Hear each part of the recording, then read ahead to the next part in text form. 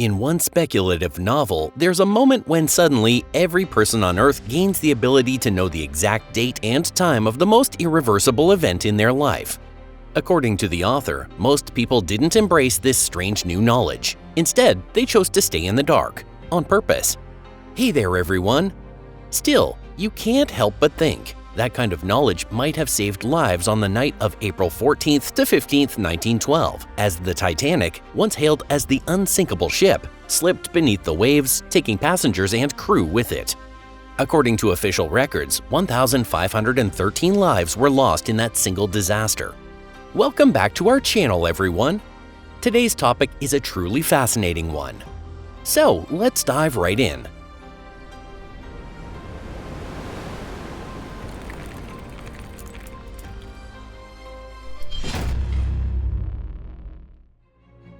Could this tragedy have been prevented?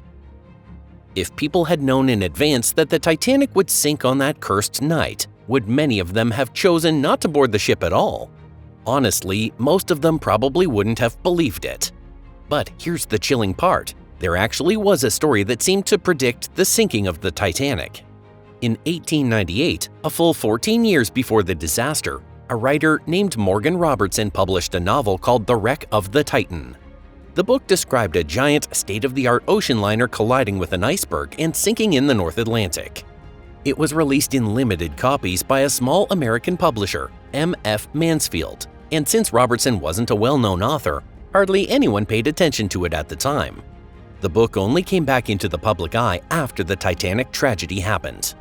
And honestly, that's no surprise. In the novel, the ship hits an iceberg in April, about 400 nautical miles from Newfoundland, and sinks after a gash opens on its starboard side. The name of the ship, the timing, the cause of the disaster, even the location. Almost everything lines up eerily with what actually happened to the Titanic.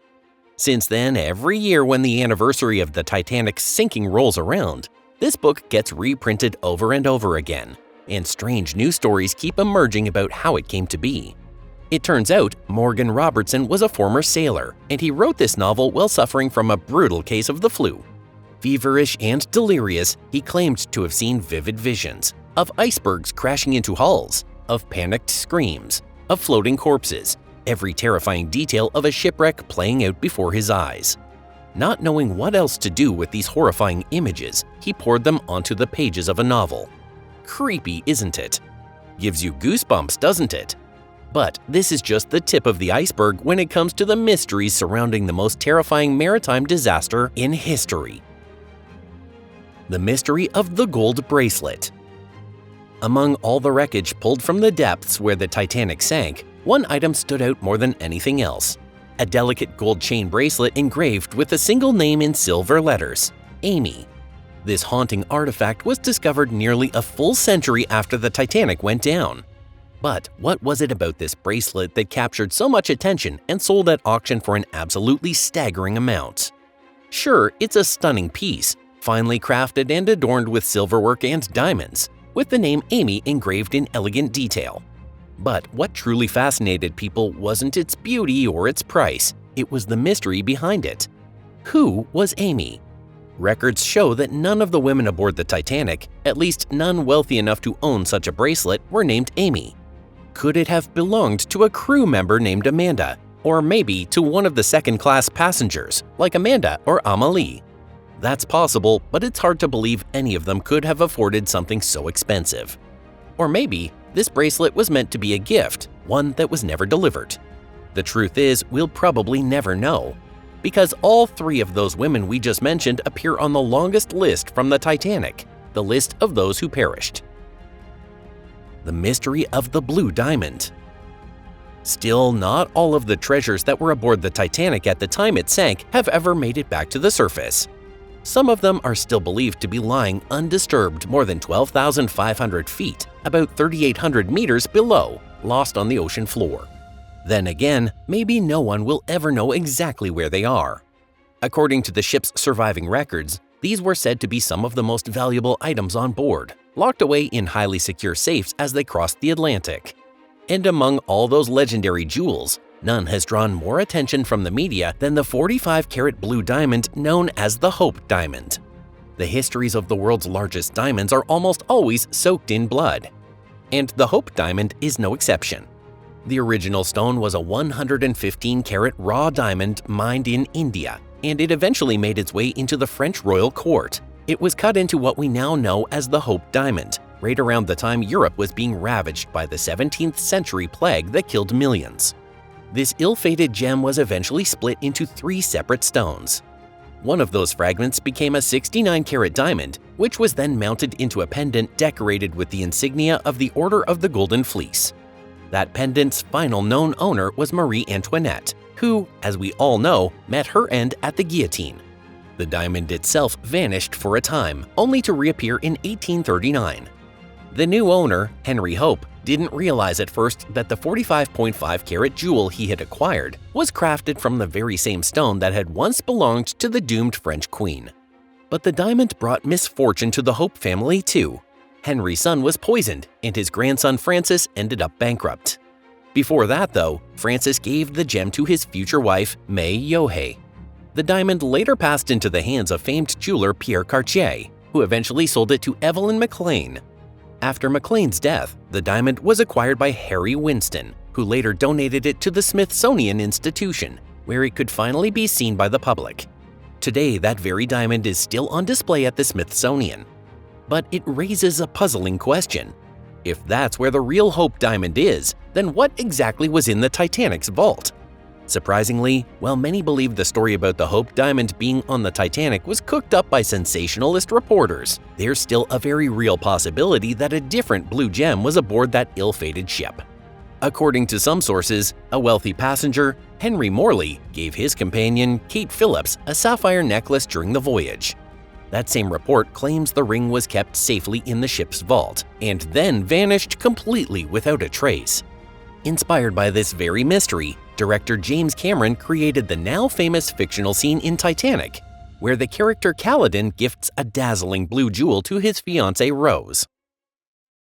The Watch. Unlike a made-up movie prop, the story of 25-year-old third-class passenger Sidney Leslie Sedinary's watch is very real, and it sold at auction for a staggering $87,000. Sidney had boarded the Titanic with his pregnant wife, full of hope, planning to start a new life in America. But tragedy shattered that dream before it could even begin. When the recovery ship Mackay Bennett later found Sidney's body, they discovered a watch tucked inside the pocket of his clothing. The mechanism was completely ruined by salt water, rusted through and through, but the face of the watch held a haunting trace of that night. Its hands were frozen at 1:50 a.m., nearly the exact moment the ship began to break apart. Sidney's wife, Mary Sedinary, miraculously survived. She returned to England and gave birth to their child. For Sidney, though, time stopped forever in the icy waters of the Atlantic. And the only thing left behind was this silent watch, a witness to the most infamous maritime disaster in history. For many years, the timepiece remained with Sidney's family, treasured as a deeply personal relic of that fateful night. Decades later, it was finally put up for auction, and in 2017, it was sold for £68,750. What the new owner received wasn't just a rare collector's item, but it was a piece of history that captured the final moment of a Titanic passenger's life. Hundreds of shoes. Not every witness to the sinking of the Titanic can or should be brought back from the depths of the sea. In fact, some things are better left undisturbed, forever resting on the ocean floor. And no, we're not talking about the shipwreck itself. One of the most unsettling facts about the Titanic disaster is that not a single human body has ever been recovered from the wreckage lying on the seabed. This isn't a ghost story. The bodies didn't ascend to heaven, weren't swallowed whole by sea monsters, and certainly weren't abducted by aliens. They were simply, completely broken down. You see, from the time the Titanic sank in 1912 until it was rediscovered in September of 1985, more than 70 years had passed. During that time, the remains of the victims became food for scavengers that thrive at 12,500 feet below the surface.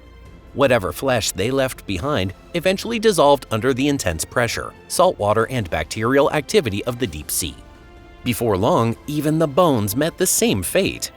Down there, bones are slowly worn away, not just by salt and pressure, but by microbes and deep-sea organisms that feast on the dead. Human bones are mostly made of calcium phosphate or hydroxyapatite, but in that environment, even those minerals eventually dissolve and vanish completely. Experts estimate that all traces of skeletal remains were likely gone by the 1940s, 40 years before the Titanic was ever found again. Still, some researchers believe that isolated sections of the ship, like the engine room, may have created conditions where bodies could have been preserved a little longer. But the more time passes, the less likely it is that any of them will ever be found or identified. And yet, at the very spots where those bodies once lay, there remains a haunting trace of their final rest: hundreds of leather shoes. Researchers have noted that many of these shoes are scattered around the wreck and inside the cabins, not randomly, but always in matching left and right pairs. Each pair of shoes marks the place where a victim's body once lay. Unlike the flesh and bone, the leather didn't disappear completely in the harsh saltwater environment. That's because the tannic acid used to cure the leather actually protected it from being fully destroyed. And in the end, those shoes became the only grave markers for the victims who sank with the Titanic, unique, silent headstones resting in the deep. Don't you feel like the sinking of the Titanic is connected to human history in some strange, almost mystical way? It happened right before the blood-soaked tragedy of World War I, and the disaster is wrapped in far too many mysteries to ignore. Just look at what happened on June 8, 2023. A deep-sea submersible vanished. It had been carrying tourists to the site of the Titanic's wreck, and almost recklessly, it had been given the name Titan. Maybe the sinking of the Titanic and the loss of the Titan are warnings, reminders not to place too much faith in our own greatness. Coincidence or not, sometimes these patterns make us feel like something deeper is at work. If you enjoyed this video, we'd love it if you gave it a thumbs up and shared it on your social media. Thanks so much for watching. We'll see you again soon. Until then, take care.